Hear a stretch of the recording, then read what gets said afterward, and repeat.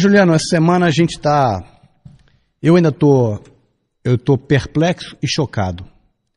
É claro que o tema do meu comentário hoje não poderia ser diferente em função desse trauma que nós todos brasileiros, independente de gostarmos dele, se gostávamos dele ou não, se íamos votar nele ou não, mas de qualquer maneira é um homem público e um ex-governador, foi governador por 2 vezes, um homem que tinha uma família muito bonita, com 5 filhos, né? E a gente via nas reportagens todo o carinho que existia no seio dessa família. E quando você vê uma coisa dessa, um cidadão com 5 filhos e uma convivência harmoniosa na sua família, eu acho que isso demonstra muito o que era a pessoa.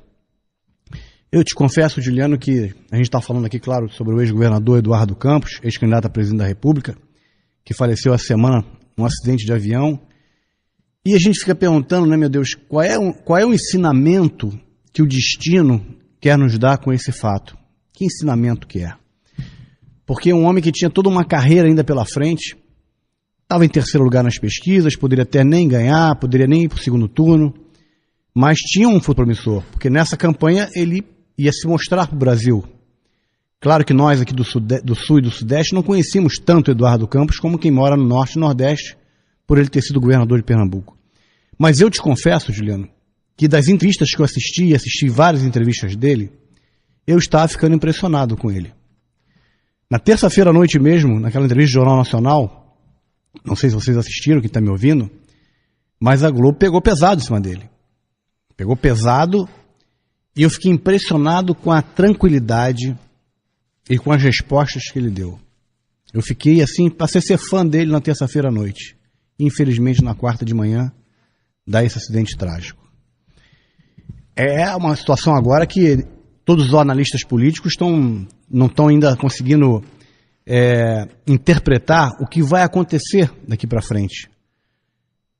Porque há uma comoção nacional, né? As pessoas estão emocionadas pela morte do Eduardo Campos, e estão conhecendo mais ainda dele com essa morte, né? Que o espaço que a mídia deu para falar sobre ele é muito grande, e não se sabe o que vai acontecer. Tinham 3 candidatos muito fortes, o mais forte na eleição presidencial. Com a saída do Eduardo Campos, fica o ponto de interrogação. A Marina Silva vai assumir a candidatura dele?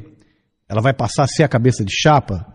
Qual vai ser o reflexo disso? Vai aumentar o percentual que o candidato do PSB tinha no meio do eleitorado?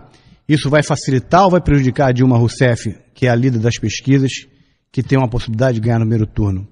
Então, todas essas interpretações do cenário político, pelo que nós estamos ouvindo e vendo, só vão melhorar, só vão se definir após o enterro do Eduardo Campos, porque os partidos que compõem a chapa dele não querem discutir esse assunto antes do velório. E outra parte muito triste, né, que deve ser para todas as famílias que perderam aquelas pessoas naquele acidente, é que não vão poder ver os seus familiares. Os enterros serão feitos de caixão lacrado, porque os corpos foram completamente destruídos.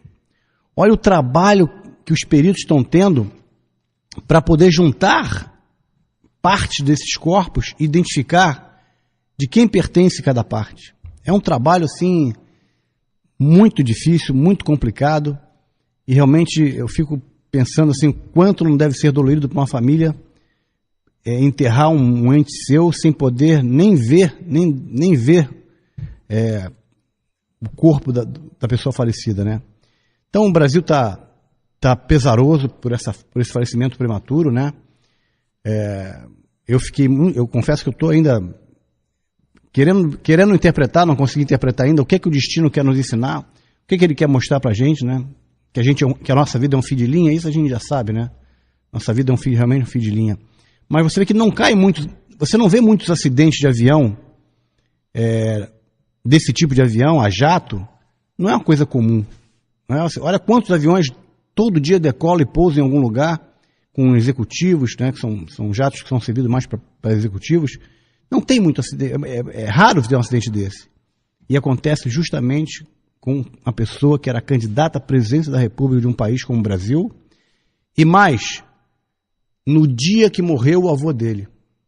Quer dizer, são coincidências, são ações do destino que a gente fica querendo interpretar, mas é muito difícil. O cenário político, como falei, nós só vamos poder clarear essa situação toda após, talvez ali pela terça ou quarta-feira, porque o PSB tem 10 dias a partir da morte do Eduardo Campos para decidir se vai ter um outro candidato ou não. A partir daí, nós vamos ver um novo cenário político. Eu penso, particularmente, que seria natural que a Marina Silva pudesse assumir no lugar do Eduardo Campos. Ela é a vice. Porque se eles fossem eleitos presidente e vice-presidente, e ele morresse no exercício da presidência, quem assumiria? A vice. Então seria natural que ela ocupasse a vaga do Eduardo Campos.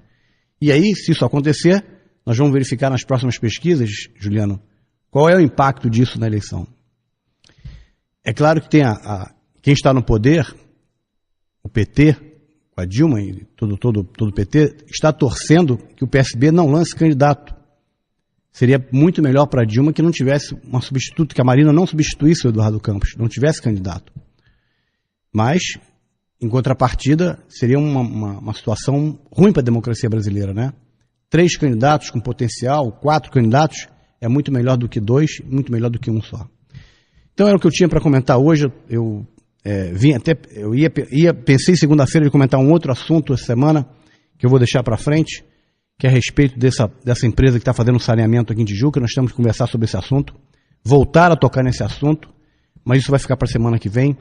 E hoje eu presto minha homenagem, com esse meu comentário, a um cidadão brasileiro que eu estava começando a admirá-lo, que eu comecei a ficar fã dele pelas entrevistas, pelo jeito familiar que eu encontrei na vida dele, pelo governador que foi e pelo político que era. Então aqui hoje, nesse comentário, eu quero prestar minha homenagem ao ex-governador Eduardo Campos. Que seus bons exemplos possam ser seguidos por todos nós.